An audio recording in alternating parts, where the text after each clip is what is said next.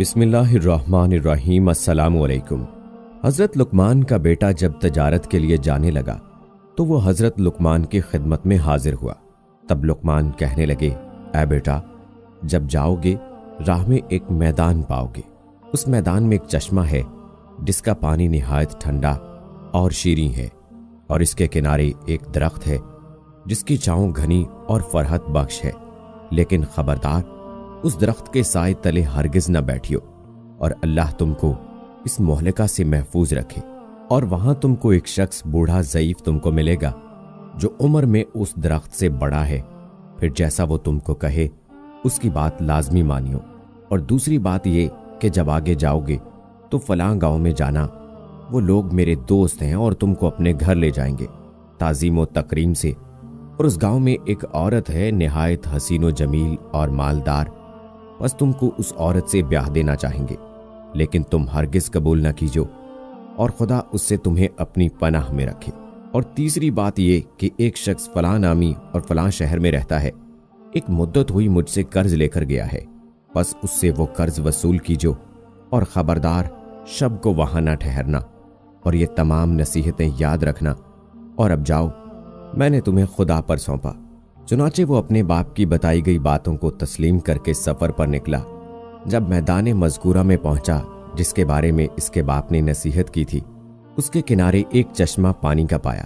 اس کا پانی نہایت شیریں و شفاف، اور اس چشمے کے کنارے ایک درخت پایا جس کے سائے تلے ایک شخص بزرگ کامل بیٹھا ہوا تھا، مارے گرمی اور پیاس کے چاہتا تھا کہ اس چشمے سے پانی پیے اور اس درخت کے سائے تلے دم بھر کے لیے آرام کرے، لیکن اسی وقت اسے اپنے باپ کی گئی نصیحت یاد آئی تو وہاں سے قدم آگے بڑھانے لگا۔ تب اس بزرگ نے جو درخت کے نیچے بیٹھا تھا پکارا، اے لڑکے، کہاں جاؤ گے؟ ایسی دھوپ میں اور سخت گرمی پڑ رہی ہے، بس اس چشمے کا ٹھنڈا پانی پیو اور ذرا چھاؤں کے تلے دم لے لو، میرے پاس آ کر بیٹھو۔ لڑکا بولا، ہرگز نہیں بیٹھوں گا، کہ میرے باپ نے مجھے منع کیا ہے اس درخت کے سائے میں بیٹھنے سے۔ تب وہ بزرگ کہنے لگا، قسم ہے تیرے رب کی، اس دھوپ اور گرمی میں نہ جا اور میرا کہا مان۔ یہ بات سنتے ہی لڑکے کو باپ کی بات یاد آئی کہ وہ بزرگ تجھے جیسا کہے اس کا کہا مانیو۔ تب لڑکے نے اس بزرگ کا کہا مانا اور خلاف اس کے نہ کیا، سلام کر کے بیٹھ گیا، چشمے سے ٹھنڈا پانی پیا اور تھوڑی دیر سستانے کو لیٹ گیا اور سو گیا۔ تبھی اس درخت پر سے ایک سانپ اس لڑکے کو کاٹنے کے لیے اترا۔ لڑکا سوتا تھا لیکن بزرگ جاگتے تھے، بس اس بزرگ نے سانپ کو مار کر سر اس کا کاٹ لیا۔ جب لڑکا اٹھا تو دیکھا کہ ایک سانپ مردہ پڑا ہے بغیر سر کے، بس بزرگ سے حال حقیقت معلوم کر کے متعجب ہوا اور باپ کی پہلی نصیحت کا راز جانا۔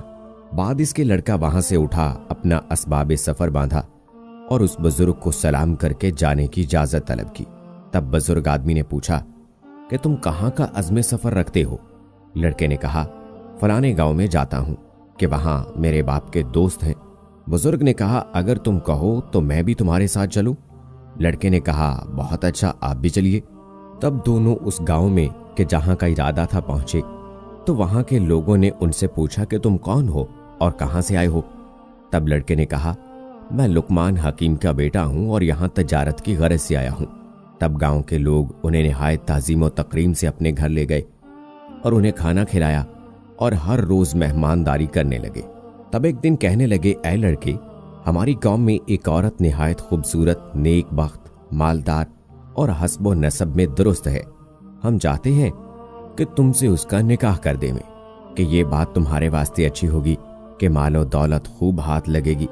تب لڑکے نے کہا، میرے باپ نے اس سے منع کیا ہے کہ سفر میں کسی امر کی پابند نہ ہونا، ورنہ نقصان اور تکلیف اٹھاؤ گے۔ تب اس بزرگ نے جو ساتھ تھا کہنے لگا کہ جب یہاں کے سبھی رئیس آرزو مند ہیں اور اس کی گواہی دیتے ہیں، اور یہ بھی کہ وہ حسین و مالدار ہے، تو شادی کرنے میں کوئی مذائقہ نہیں اور کوئی اندیشہ نہ کر۔ تب لڑکے کو باپ کی نصیحت یاد آئی کہ وہ بزرگ جو بھی کہیں اس پر عمل کرنا۔ تب بسر سلمان نے اپنے مصاحب یار کے کہنے سے اس عورت مالدار سے نکاح کیا۔ تب ایک شخص اس قوم کا لڑکے کے پاس آیا اور کہنے لگا کہ میں حضرت لقمان کی بہت عزت و تکریم کرتا ہوں اور اس سبب سے تمہارا بھی خیر خواہ ہوں۔ تم نے ناحق اس عورت سے نکاح کیا وہ بہت بری ہے اور قبل تم سے اپنے 9 شوہروں کو اپنی خلوت گاہ میں مار چکی ہے اور سب تم کو بھی مار ڈالے گی۔ سو اگر تم بھلا چاہتے ہو تو کسی ہیلے بہانے سے یہاں سے نکل جاؤ۔ تب لڑکا اس شخص کی باتیں سن کر ڈرا اور لگا پچھتانے اور مخموم ہوا۔ چنانچہ جب لڑکے کے مصاحب نے اسے رنجیدہ دیکھا تو پوچھا کہ تم کس بات کا اندیشہ کرتے ہو؟ کیا سبب ہے جو میں تمہیں پریشان دیکھتا ہوں؟ تب لڑکے نے کہا کہ میں نے سنا ہے کہ میری بیوی کے جس سے میں نے یہاں نکاح کیا ہے مجھ سے پہلے 9 شوہروں کو پہلی خلوت شب زفاف میں مار ڈالا ہے۔ ڈرتا ہوں کہ شاید مجھے بھی نہ مار ڈالے، اور شاید اسی بات کے سبب سے میرے باپ نے مجھے اس نکاح سے منع کیا تھا۔ تب اس بزرگ نے کہا کہ کچھ اندیشہ نہ کرو اور خاطر جمع رکھو، میں تمہیں ایک حکمت بتلائے دیتا ہوں، اس کو کیجو۔ وہ یہ کہ جب شب کو تمہاری بیوی تمہارے پاس خلوت قدے میں آئے تو کسی بہانے سے اسے وہاں چھوڑ کر میرے پاس آئیو، تب ہم اس کی تدبیر اور علاج کریں گے۔ غرض جب اس کی بیوی شب کو اس کے پاس خلوت قدے میں آئی تب اس نے بہانے سے کہا کہ تم یہاں بیٹھو، میں ذرا باہر سے ہو کر آتا ہوں۔ بیوی نے پوچھا کہاں جاتے ہو؟ لڑکے نے کہا کہ قضائے حاجت کو جاتا ہوں، تم تب تک یہاں انتظار کرو، اور اس کے علاوہ بھی ایک کام ہے وہ آ کے بتلاتا ہوں۔ تب لڑکا وہاں سے نکلا اور سیدھا اس بزرگ کے پاس پہنچا۔ تب اس نے ایک آتش دان انگاروں سے بھرا ہوا لانے کو کہا۔ جب لڑکا آتش دان لے آیا تو بزرگ نے اس میں سر سانپ کا جو درخت کے نیچے سے کاٹ کر لایا تھا اس کو اس آتش دان میں رکھ دیا، اور آتش دان کو لڑکے کے حوالے کیا اور کہا اسے لے جاؤ اور اپنی بیوی سے کہو کہ برہنہ ہو کر اس آتش دان پر خود کو سینکو، اور بعد اس کے آتش دان کو دوبارہ میرے پاس لے آنا۔ تب لڑکا وہاں سے گیا اور جیسا اس بزرگ نے کہا تھا اپنی بیوی کو کہا، اور بعد میں اس کے سینکنے کے آتش دان واپس لے گیا۔ تب اس بزرگ نے دیکھا کہ 2 سانپ اس انگیٹھی میں جل رہے تھے۔ تب بزرگ نے کہا اب جاؤ اور بے خطر اپنی بیوی سے جمع کرو کہ جس کا ڈر تھا سو سانپ اس انگیٹھی میں جل رہا ہے، بس اسی سبب سے پہلے شوہر اس کے مارے جاتے تھے۔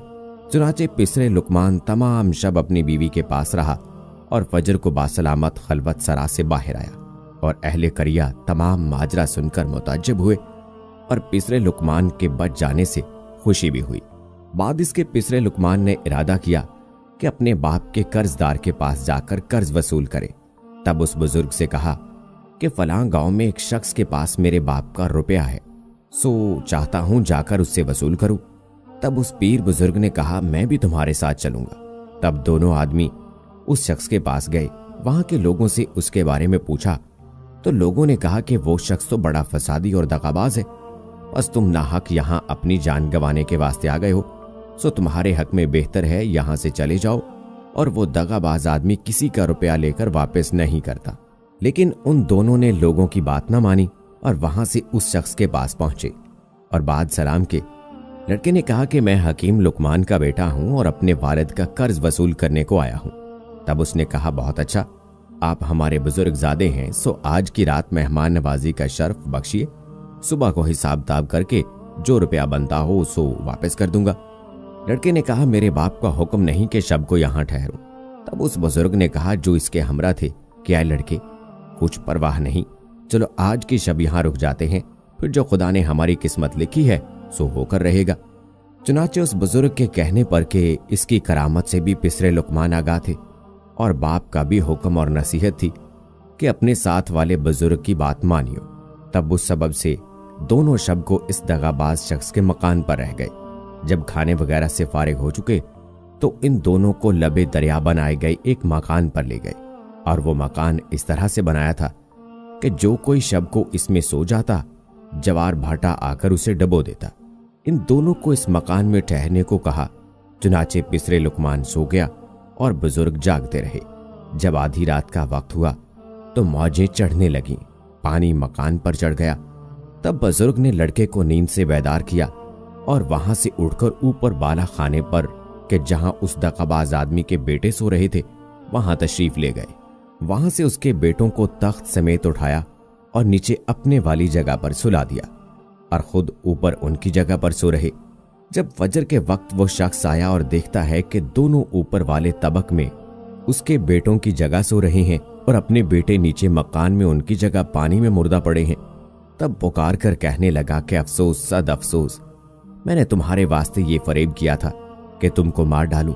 ये मैं अपने फरेब में आप हलाक हुआ, मेरे सब बेटे मारे गए।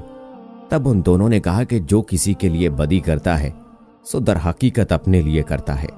हम सद्दाक की सायत के यानी नहीं घेरता है मगर मकर करने वालों को। अलगर्ज लुकमान के बेटे ने इस दगाबाज शख्स से अपने बाप का रुपया वसूल किया और अपनी बीवी को कि जिससे वहां निकाह किया था को लेकर माए उस बुजुर्ग असबाब के अपने वतन वापसी का सफर किया। जब तीसरे लुकमान अपने मकान के करीब पहुंचा तो उस बुजुर्ग ने पूछा कि ए बुजुर्गजादे, तू इतना अरसे मेरे साथ रहा सो तूने मुझे कैसा पाया? तब लड़के ने कहा कि बेशक मैंने आपको नेक मर्द पाया है और आपकी बरकत से बहुत सी मुसीबतों से निजात पाई और नेक बख्त बीवी पाई और इस कदर मालो असबाब पाया। तब उस बुजुर्ग ने कहा कि माल में से मुझे भी आधा हिस्सा दो। तब लड़के ने कहा कि आप अपनी मर्जी से ले लो जितना हिस्सा चाहिए। बुजुर्ग ने एक तरफ बीबी के साथ थोड़ा सा माल रखा और दूसरी तरफ ज्यादा हिस्सा माल असबाब का रखा और लड़के से कहा, इनमें से जो तुमको चाहो रख लो और दूसरा हिस्सा मेरे वास्ते छोड़ दो। तब लड़के ने अपनी बीवी और इसके साथ वाला थोड़ा हिस्सा माले असबाब का चुना और कहा कि मेरे लिए ये काफी है। चुनाचे दोनों फरीक अपना अपना हिस्सा लेकर चले। थोड़ी दूर गए कि बुजुर्ग ने लड़के को आवाज देकर रोका और उसे पूछा कि ऐ तीसरे लुकमान, तो किस सबब से मुझे ज्यादा हिस्सा माल का दिए जाता है? कहीं इसका सबब ये तो नहीं कि तूने जो करामतें मुझसे देखी हैं उनकी वजह से मुझसे खौफजदा होकर ज्यादा माल दिए जाते हो? लड़के ने कहा कि ऐसा बिल्कुल नहीं, बल्कि ये तो इस सबब से है कि मैंने आपकी बरकत से जो नफा उठाया और मुसीबतों और मुश्किलों से रिहाई पाई, सो इस सब के सबब खुश होकर आपको ये सब अपनी खुशी और मर्जी से दिए जाता हूं। तब बुजुर्ग ने कहा, ऐ लड़के, तुम्हारी नेक नियति और आला ज़र्फ़ी और इखलाक से मैं बहुत खुश हूं और ये सब मालो असबाब भी तुम ही लेते जाओ, भला हमारा इस दुनिया में मालो असबाब से क्या काम और गर्ज हुई। लड़के ने पूछा कि आप कौन हो और किस सबब से मेरे साथ रहे? बुजुर्ग ने कहा कि मैं अल्लाह का भेजा हुआ एक फरिश्ता हूं और तुम्हारे बाप की दुआ के सबब अल्लाह ने मुझे तुम्हारी हिफाजत और नेगेबानी के वास्ते मुकर्रर किया था। तुमको तुम्हारे बाप का रुपया दिलाया और राह बतलाई तुमको, और हमारे जिम्मे तो लोगों के साथ भलाई और मेहरबानी करना ही है अल्लाह के हुक्म से। बस अब तुमसे रुखसत होता हूं और तुम भी अपने घर को जाओ। तब लड़का सब माल असबाब और बीवी को लेकर घर आया और तमाम अहवाल रास्ते का अपने बाप से बयान किया। हजरत लुकमान ने भी अल्लाह का शुक्र अदा किया।